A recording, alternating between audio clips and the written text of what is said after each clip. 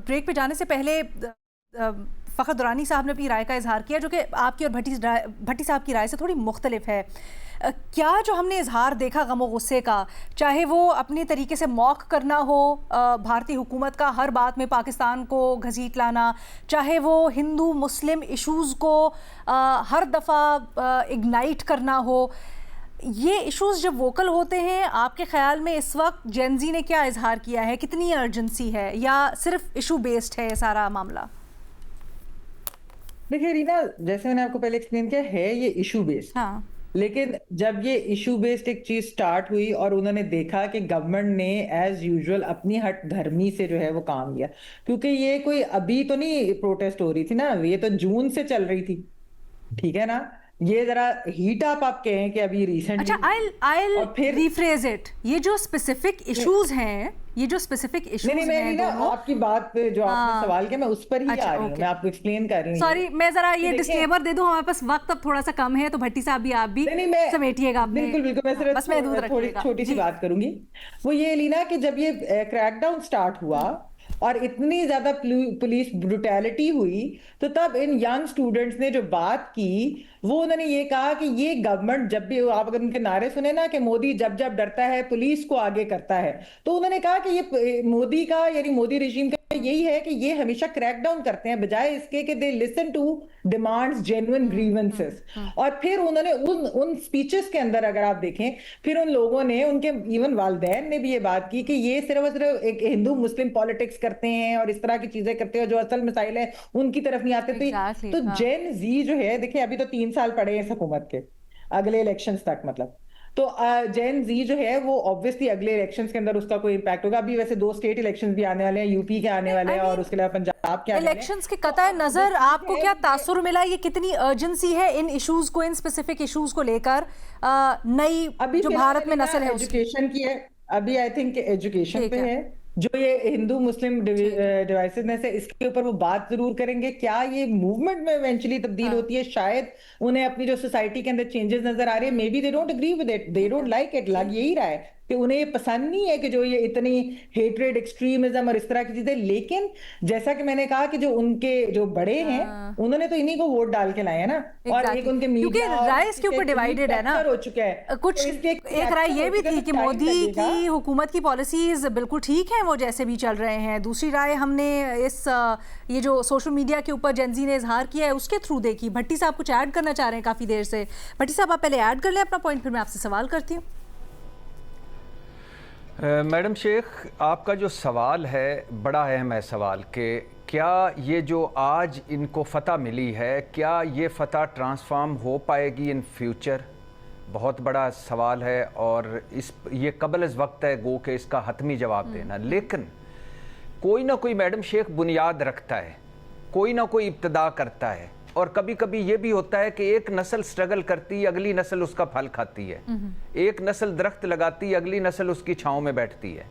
ये जो इब्तदा हुई है, इससे एक विंडो खुली है भारत में, और वो विंडो ये खुली है कि अवाम अगर इकट्ठे हों और अगर लोग इकट्ठे हों और मुतालबात जेन्युइन हों और वो मुस्तकिल मिजाजी से बैठें और आगे बढ़ें और अपने कॉज के लिए, तो कितनी भी इंतहा पसंद हुकूमत क्यों ना हो, कितनी भी जालिम और जाबर हुकूमत क्यों ना हो, वो घुटने टेकने पर उसे मजबूर किया जा सकता है। ये बहुत बड़ी तब्दीली है भारत में, ये बहुत बड़ी तब्दीली है इस खित्ते में। और मैं इस बात से का बिल्कुल कायल नहीं हूं कि हसीना वाजिद के जाने के बाद उनकी जो तंजीम थी स्टूडेंट्स, उनको इक़्तिदार नहीं मिला। ओ भाई, उन्होंने जो काम किया है वो 1000 इक़्तिदार से बेहतर है।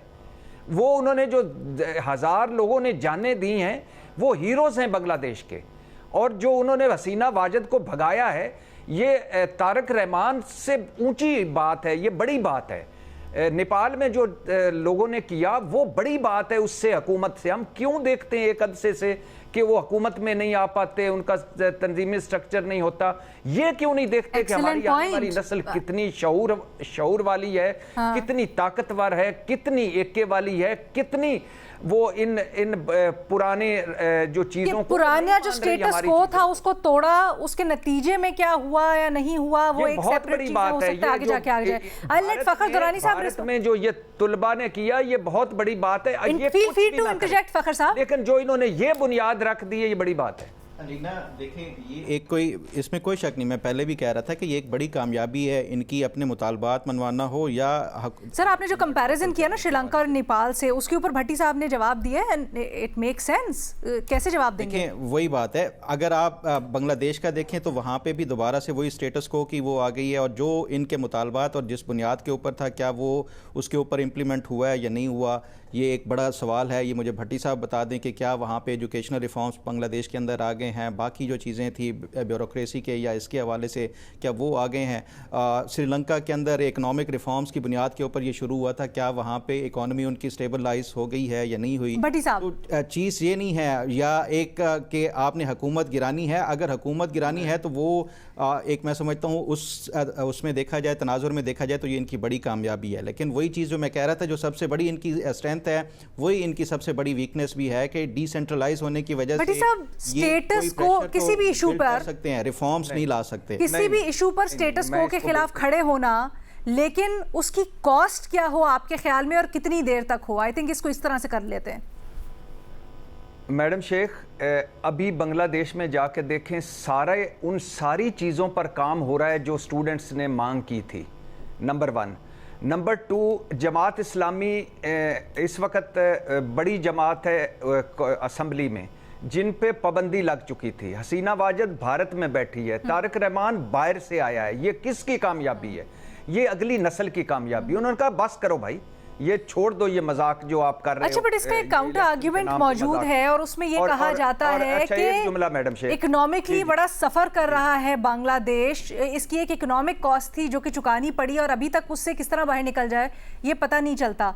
महमल भी कुछ ऐड करना चाह रही हूँ, उनका पॉइंट लेके फिर आपके पास। मैं ये कहना चाह रही हूँ कि देखें, बांग्लादेश और इंडिया जो है ना, ऑब्वियसली बहुत मुख्तलिफ है। मतलब इंडिया वैसी साउथ एशियन ममालिक में बहुत मुख्तलिफ है क्योंकि इतना बड़ा मुल्क है। ठीक है, उनकी आबादी देख लें, फिर ये उनका जो इवन इलेक्टोरल सिस्टम अगर आप देख लें, उनके स्टेट इलेक्शंस देख लें, उनका जो अपना वैसे होता है, तो कंपैरिजन उस तरह से कि इतनी अधिक रीजनल पार्टीज भी हैं दूसरा। लेकिन जो बीजेपी का, जैसे मैंने पहले कहा, जो कैप्चर उन्होंने किया ना सोसाइटी के अंदर, 2014 से जो उन्होंने चेंज लाई है, वो बिल्कुल ऐसे ही है कि जैसे हमारे यहाँ आप कह लें कि 1980 के बाद से जिस तरह से चेंजेस और एक्सट्रीमिज्म और ये सब पेनिट्रेट किया और हमारी सोसाइटी को बड़ा उसने तबाह किया। तो ये चीजें इंडिया के अंदर, क्योंकि उनकी पॉपुलेशन इतनी ज्यादा है, फिर उनके और इतने ज्यादा फैक्टर्स हैं, तो उसने उनकी सोसाइटी को बहुत बर्बाद किया है, बहुत ज्यादा डिस्टर्ब किया है। तो देखें, आवाजें बिल्कुल उठती हैं और ये स्टूडेंट्स की आवाजें बहुत, मैं इसको वेलकम करती हूँ कि मुझे बड़ी एक होप मिली है कि जो एक मुस्लिम हिंदू यूनिटी की बात कर रहे हैं या जो ये कह रहे हैं कि ये इस तरह के डिविजन्स नहीं होने चाहिए, लेकिन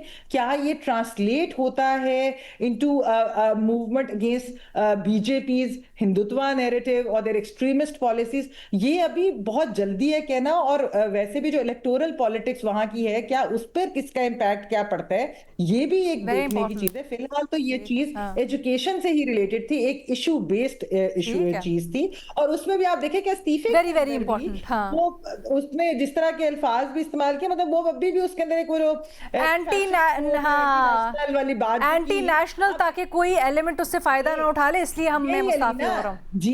ये देखे ना, ये अभी ये बीजेपी हमेशा ये एंटी नेशनल चीज, इन पे टैग नहीं कर सके थे बिकॉज इवन बीजेपी वोटर्स के बच्चे जो अफेक्टेड है, और इसलिए हिंदू मुस्लिम सबके बच्चे, ईसाई सबके बच्चे अफेक्टेड है इसके अंदर। So there is a difference, इसलिए we can't compare all of these countries to each other.